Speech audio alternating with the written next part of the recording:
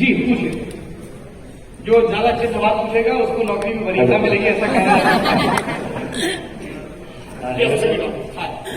Sir मैं आपसे ये जानना चाह रहा था कि सर आप किताबें पढ़ने के लिए कैसे टाइम निकालते हैं? आजकल तो सभी यंग जनरेशन है सोशल मीडिया पे काफी एक्टिव रहते हैं। हम भी यंग हैं। जब आपको पैसे खर्च नहीं किए तो क्या हुआ? तो सर इन सब चीजों से कैसे? मैं आप लोगों को किताबें पढ़ने का एक बहुत बढ़िया फॉर्मूला बता देता हूँ। आप में कितने लोग हैं जो किताबें पढ़ना चाहते हैं पर पढ़ नहीं पाते? Please raise your hand. किताबें पढ़ने का एक बहुत ही थोड़ा इको कम करेंगे क्या? हाँ थोड़ा सा इको कम। किताबें पढ़ने का बहुत ही फुल प्रूफ फॉर्मूला है। तुम सबके पास मोबाइल है, वो तुम्हारी किताबों का कातिल है। Now you know the suspect. उसी मोबाइल फोन में जो कातिल है तुम्हारे वक्त का, तुम्हारी किताबों का, उसको मारने का उसको मारने का मंत्र भी है। सबसे ऊपर है वो मंत्र। आप सब लोग अपना अपना फोन चेक करिए, उसमें सबसे ऊपर क्या है? फ्लाइट मोड है, right?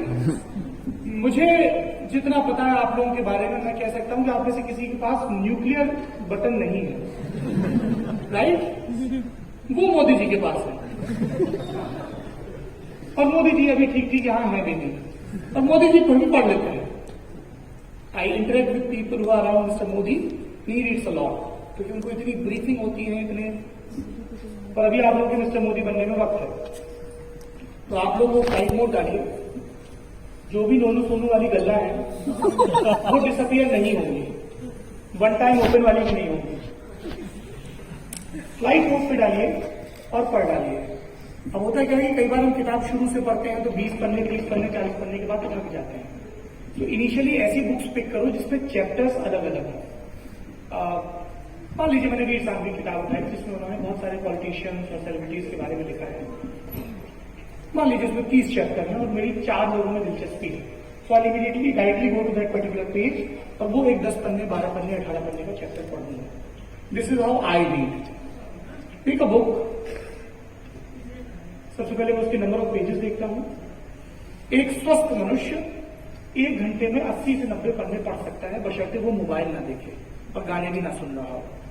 Your brain is not design like this कि बैकग्राउंड में गाना चल रहा है, पिक्चर नहीं चल रही, किताब पढ़ रहे हैं। एकांत की साधना है, क्योंकि फिर तुम हर 30 मिनट में उठोगे कि यार ये मेरी जूक बॉक्स गड़बड़ हो गई, धर दो किनारे 1 घंटे के लिए, फ्लाइट मोड पे लगा के रख दो, ठीक है? और उसके बाद अपने पसंदीदा चैप्टर्स आइडेंटिफाई करो, पेंसिल लेके बैठो। कई लोग हैं शुद्धतावादी जो ये कहते हैं कि किताबें गंदी नहीं करनी चाहिए। किताबें सबसे ज्यादा गंदी होती हैं ना पढ़ के, और किताबें सबसे ज्यादा इतराती हैं when you make your mark on that. जीवन पे भी यही बात लागू होती है। तो पेंसिल से जो चीज आपको महत्वपूर्ण लगे उसको अंडरलाइन करिए, जो पन्ने महत्वपूर्ण लग रहे हैं उसको फोल्ड करिए। पर ये सिर्फ स्टेप 1 है। Step 2, when you catch up with your friends, canteen में है, सबकी उम्र 25 से ऊपर है, लगभग 25 से करीब। अभी एज क्या 21 है कि 25 है? 21। तो सबको पता है क्या रेफरेंस चल रहा है। So when you catch up with your friends in canteen, in pub, restaurant, bar, this, office space, talk about that. ये दूसरी महत्वपूर्ण चीज है। आपने जो किताब पढ़ी है उसके बारे में बात करिए। आपने जो वेब सीरीज देखी है उसके स्पेसिफिक्स के बारे में बात करिए। जो हम लोग को बार बार कहा जाता था ना कि दोहराओ, 2 एकम 2, 2 दूनी 4, 2 1 2, this is how brain functions, right? तो किताब को सेगमेंट में, सबसे पहले तो अपनी रुचि की किताबें पढ़ो। रुचि है तुम्हारी कॉस्मोपॉलिटन में या हाफिज बाजार में, और तुम बंकिम चंद्र चटर्जी का कोई उपन्यास लेके बैठ गए, तो ना उस किताब का दोष है ना इस मैगजीन का दोष, तुम्हारे चुनाव का है कि तुमने अपनी प्रोडक्ट, तुम स्पोर्ट्स में हो तो स्पोर्ट्स की बातें उठाओ, आंध्र राशि की ओपन पढ़ो, राइट? तुम्हारी पॉलिटिक्स में दिलचस्पी है, तुम उत्तर प्रदेश से आते हो, तो तुम मायावती पे अजय बोस की लिखी किताब पढ़ सकते हो, तुम योगी आदित्यनाथ पे विजय द्विवेदी की लिखी किताब पढ़ सकते हो। हमेशा अपनी रुचि के हिसाब से चुनाव करो, ठीक है? छोटे बच्चे को बहलाने के लिए पहले कुछ ऐसे मीठा खिलाया जाता है, फिर वो कड़वी दवाई दी जाती है। आपको अपने मन को ऐसे ही बहलाना है, ठीक है, अपनी रुचि के विषय उठाओ, किताब उठाओ, उसको कंपार्टमेंटलाइज कर लो। पहले जो मजे थी हम लोग को, जब हम बोर्ड के एग्जाम देते थे टीचर यही तो सिखाते थे, same thing applies in book reading. वो क्या बोलते थे, क्वेश्चन पेपर देखो, जो सवाल सबसे अच्छे से आते हैं वो सबसे पहले करो, राइट। तो जो भी आपके एरिया ऑफ इंटरेस्ट की चीजें उनको पढ़ो, 1 घंटे के लिए मोबाइल फोन को भूल जाओ। Next day when you discuss that book you feel empowered, it's a great feeling. At the end of the day हम अपने ज्ञान की चौधराहट में दिखा जाते हैं, वाह क्या कितनी फंदू बंदी है यार, शी नो वाह, है ना। वो एकदम से कोलंबिया पे बात कर रही होती है, वो कोलंबिया सीधे वो कोल्हापुर पे आ जाती है। रेंज देखिए आप, पर वो रेंज पढ़ने और देखने से आती है। फ्लाइट मोड, ये कमाल का फीचर है, प्लीज यूज इट। नेक्स्ट तो सबसे पहले नीली कुर्सियों से काली कुर्सियों तक के सफर के लिए आपको बहुत सारी शुभकामनाएं। Thank you so much. जी सर, मेरा नाम उजाला गुप्ता है, मैं आरटीवी से हूँ। सर, आपने इमोशनल होने की बात की थी कि हर इंसान के अंदर एक आत्मीयता, एक भाव होना चाहिए। सर, मेरा एक थोड़ा सा पर्सनल सवाल है, मैं थोड़ी सी इमोशनल हूँ और मैं कोशिश कर रही हूँ कि मैं थोड़ा सा लेस सेंसिटिव बनूं, क्योंकि आप कठोर होना चाहती हैं। जी सर, मुझे लगता है कि जब हम हृदय से सोचते हैं तो हमारा दिमाग कहीं न कहीं पीछे रह जाता है। और मैं कोशिश अब ये कर रही हूँ, आप बताइएगा सही है चाहे गलत है, कि अगर हम सबकी तकलीफों में सोचने लगेंगे तो फिर हम चुनाव कैसे करेंगे, हम आगे कैसे बढ़ेंगे। सबकी तकलीफों को सोचना और सबकी तकलीफों को इतनी इंटेंसिटी के साथ यूटिलाइज करना दो अलग अलग चीजें हैं, right. Empathy is very important. तुम सब लोग हो, तुम में से 2, 4, 6, 8, 10 लोग हो सकता है कि अंदर मैगजीन या लिटिल टॉप में काम करें, सबको तो नौकरी नहीं मिल पाएगी अभी। पर इसका मतलब ये नहीं कि मैं बाकी लोगों के साथ इम्पैथी ना रखूं, और इसका मतलब ये भी नहीं कि मैं अपने आप को विक्टिम फील करूं कि मैं सबको नौकरी क्यों नहीं दे पाया, ठीक है। तो आप किसी का दुख है उसको ऑब्जर्व करिए, इंटरनलाइज मत करिए, ठीक है। आपके बुद्ध होने में अभी समय है उजाला। सर, मैं मोहम्मद सरवर रजा अंसारी, उर्दू जर्नलिज्म से। सर, मेरा सवाल यह है कि आपके न्यूज रूम में काम करने के लिए अंग्रेजी का कितना मतलब की जरूरत पड़ती है? It's very important, I won't deny it. अगर आपको अंग्रेजी भाषा ठीक से नहीं आती है तो आप किसी भी न्यूज रूम में बहुत अच्छा इसलिए नहीं कर पाएंगे। और अंग्रेजी और अंग्रेजियत दो अलग अलग चीजें हैं साहब, क्योंकि ज्यादातर जो नॉलेज है वो इंग्लिश में अवेलेबल है, राइट। और ये इतनी बड़ी ऐतिहासिक प्रक्रिया है जिसको हम और आप अभी बदल नहीं सकते हैं, because of the colonial hangover. दुनिया के सबसे ताकतवर देशों में से एक अमेरिका की भाषा अंग्रेजी है। दुनिया के सबसे बड़े एम्पायर में से एक ब्रिटिश एम्पायर की भाषा अंग्रेजी थी। आपके यहाँ भी अंग्रेजी बहुत है, राइट। 13 दिन में अंग्रेजी बोलना सीखे, हिंदी मतलब लैंग्वेज की पूरी हेजमनी है जिससे हम अलग से बात कर सकते हैं कि वो कैसे स्टैब्लिश होती है। पर अंग्रेजी का ज्ञान इसलिए महत्वपूर्ण है कि फर्ज करिए मैंने आपसे कहा कि मिनिस्ट्री ऑफ टेलीकॉम ने एक नया ड्राफ्ट प्रस्तुत किया है, इस पर तुम्हें एक आर्टिकल लिखना है, उसमें जो उन्होंने प्रपोजल दिए हैं। अब वो अंग्रेजी में आया और हिंदी में आया। दुर्भाग्य से जो सरकारी हिंदी है वो बहुत जटिल हिंदी है, जिसको लोग तंज में रघुवीर हिंदी कहते हैं, डॉक्टर रघुवीर ने वो मानकीकरण किया था। अब आप अंग्रेजी में पढ़ रहे हो, can you reach out to a telecom expert who is from Tamil Nadu. So that lady, she is either proficient in Tamil or English. Unfortunately, most of the people who are from Indo-Gangetic Plain, they do not understand Tamil. So you will have to automatically switch to English. क्योंकि पहली शर्त हमारी communicate करना है, भाषा का आग्रह रखना नहीं है। आप जब किसी बड़े से बात करोगे, मैं प्रोफेसर गोविंद से बात करूंगा, मेरी लैंग्वेज अलग होगी। When I interact with you, I have a different lingo. आपके घर में अगर आपकी भतीजी होगी जो 7th में होगी तो मैं हो सकता है प्रोफेसर गोविंद से बात करूं कि सर इन लोगों के सिलेबस में क्या चेंज हुए। परसों नहीं निधि से मैं बात करूंगा तो मैं पूछूंगा कि तुम किस में स्पेशलाइजेशन करना चाह रही हो, तुम ग्रेड किस में करके आई। मैं निधि की या गोविंद जी की भतीजी से बात करूंगा जो 9th में होगी तो मैं उससे BTS पे बात करूंगा, K-pop पे बात करूंगा। और इनके भैया की कोई बेटी होगी अगर वो 1.5 साल की होगी तो मैं उससे ना K-pop पे बात करूंगा, ना स्पेशलाइजेशन पे, ना सिलेबस पे। लैंग्वेज में चेंज ले राइट।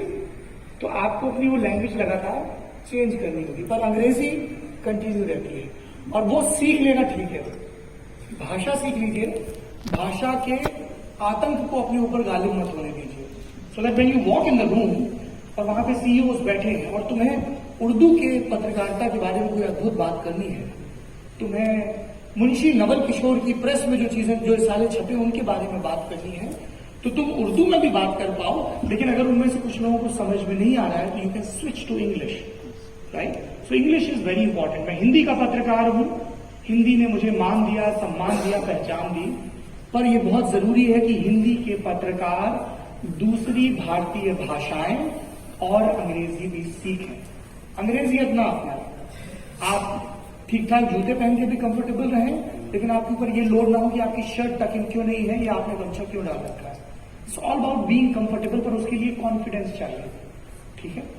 एक बहुत बड़े थिएटर कर्मी हुए हैं बाबा कारल, उन्होंने मध्य प्रदेश में बहुत रंग कार्य किया है, दिल्ली में भी। उन्होंने एक बहुत अद्भुत बात कही थी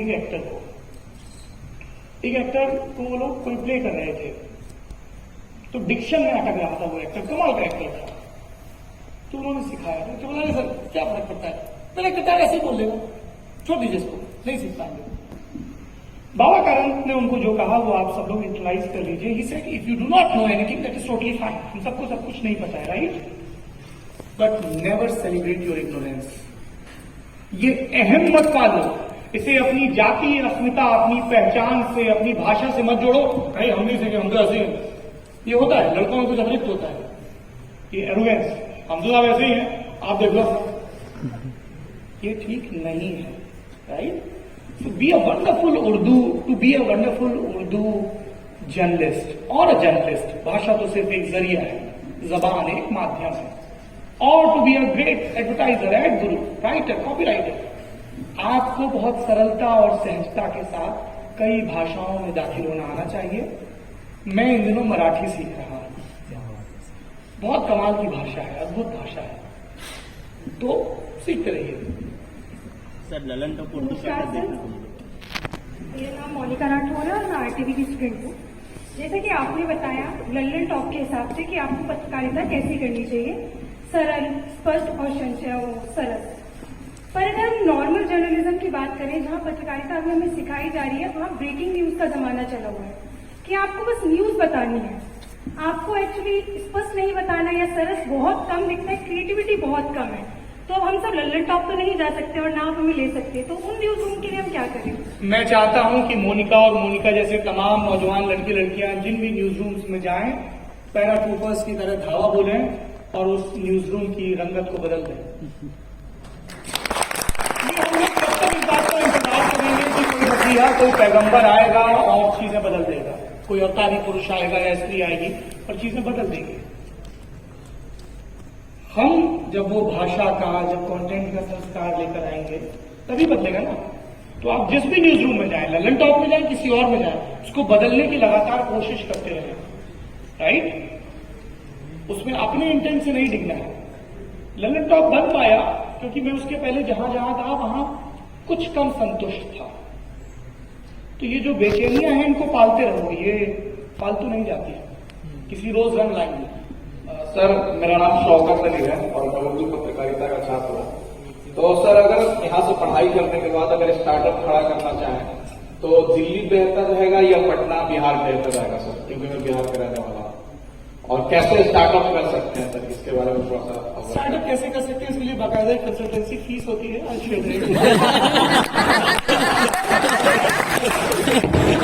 सौरभ जी कुछ क्वेश्चन है दूसरे कैप्टन से, आप फेसबुक लाइव कीजिए। So I can be your promoter. Let me answer. आप दिल्ली करें, पटना करें, फुलवारी शरीफ करें, बेतिया करें, दरभंगा करें, भागलपुर करें, ये इस पे निर्भर करता है कि आपने अपनी टारगेट ऑडियंस को आइडेंटिफाई किया है क्या, और आपका जो कंटेंट या जो भी चीजें आप करना चाह रहे हो वो उससे मैच हो रही है क्या। I would done your share of market research. जगह मैटर नहीं करती बहुत ज्यादा। आप दिल्ली से ऑपरेट करें, आप सैन फ्रांसिस्को से भी कर सकते हैं ऑपरेट। तो आपके कंटेंट और आपकी जो भी आप स्टार्टअप करना चाह रहे हैं उसके बेस पे वो डिसाइड हो जाए। Hello, good afternoon sir. Sir मेरा नाम मोहम्मद तौकीर आलम है और मैं जामिया से हूँ। सर आपने जो न्यूज रूम के गिमिक को समझाने का प्रयास किया सर, हमें लगता है कि उसकी परिस्थिति कमोबेश एक राज्य की राजधानी की तरह है। जिस तरह से राज्य की राजधानी के जिस चकाचौंध में रहती है उस राजधानी के पीछे का सच उस राजधानी तक नहीं पहुंच पाता है। ठीक उसी स्थिति न्यूज रूम की है कि न्यूज रूम के पीछे जो लोग लगे होते हैं उनका दर्द या उनका इकोनॉमिक कंडीशन न्यूज रूम तक नहीं पहुंच पाता है। आप जिस इंडिया टुडे समूह से चैनल को रन करते हैं, उसी चैनल से निकले एक बंदा ने ये कहा कि हमें इसलिए पत्रकारिता छोड़नी पड़ रही है क्योंकि वो जर्नलिज्म में अब वो बेस स्कोर नहीं रहा। तो ऐसे में सर, आप जिस इंडिया टुडे के समूह से जुड़े हुए, उसी इंडिया टुडे के समूह का एक चैनल वो इसलिए पत्रकारिता छोड़ रहा है कि वो जर्नलिज्म अब कोर हार्ड जर्नलिज्म नहीं हो रहा। तो ऐसे में सौरभ द्विवेदी सर के अंदर भी पत्रकारिता क्या है? थोड़ा माइक नीचे करिए। हाँ बताइए, क्या वो किस लिए जर्नलिज्म छोड़ रहा है? Leave the mic. सर, एक बंदा है जो आज तक से है, वो इसलिए जर्नलिज्म छोड़ रहा है। उन्होंने अपने कंटेक्स्ट में बताया है कि जर्नलिज्म अब हम लोग के मुताबिक नहीं हो रही है। जी, तो ऐसे भी आज तक जो छोड़ रहे हैं उसके बारे में आज तक के संपादक हैं सुप्रीम प्रसाद, वो आके उसका रिप्लाई कर सकते हैं, because I do not work for आज तक, और उनकी क्या वजह रही वो बता सकते हैं। लल्लन टॉप को लेकर भी बहुत सारे लोगों की नाराजगियां रहती हैं। अगर वो नाराजगियां तथ्य सम्मत होती है तो हम एड्रेस करते हैं, अगर वो IT सेल का प्रोपेगेंडा होता है तो हम उसको एड्रेस नहीं करते हैं। I am here to talk about the newsroom of Lallantop and India Today Hindi magazine, and I assure you we take great pride in this कि हम लगातार इस बात के लिए काम करते हैं कि हम कैसे बेहतर हो। इट्स ऑलवेज अबाउट हम, there is no scope for मैं यहां खड़ा हूं क्योंकि 92 लोग उस न्यूज रूम में काम कर रहे हैं अभी इस वक्त, राइट? तो मैं दूसरे न्यूज रूम पे टिप्पणियां करूं। आजकल एक जर्नलिज्म में ये नया चलन भी चला है, मैं इकलौता ईमानदार हूं बाकी सब चोर हैं। ये चला है ना चलन? सब लोग अपने आप को बिल्कुल साहब मैं ही इकलौता ठीक हूं। आई do not believe in that sir. एक और चलन शुरू हुआ है टीवी इंडस्ट्री को सिरे से खारिज कर देने का। Yes, they are lots of problems. Yes, I do not watch TV, पर अगर मैं इस मंच पे खड़े होकर ये कहूं कि टीवी पत्रकारिता 100 की 100% बेकार हो गई तो आई बी लाइंग, क्योंकि जब मैं ये कह रहा हूं तभी मेरे न्यूज रूम में कोई व्यक्ति किसी टीवी जर्नलिस्ट की बालासोर से की गई वॉक थ्रू को भी अपलोड कर रहा है या ANI की बाइक भी यूज कर रहा है। तो इतना भी ब्लैक एंड व्हाइट नहीं है। EJ Kotai, sir, the modern world encapsulates us in a cocoon of a mental trauma. In such an environment, how can we ignite passion now? By being open